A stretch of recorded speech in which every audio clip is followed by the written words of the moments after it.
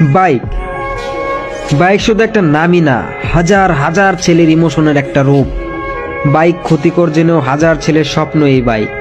এই বাইক নামক ইমোশনের নামে কত মানুষ যে কত ধরনের কটূক্তি করে, কিন্তু তারা হয়তো জানে না এই বাইক একটা ছেলের কোন পর্যায়ের মানসিক শান্তি দিতে পারে।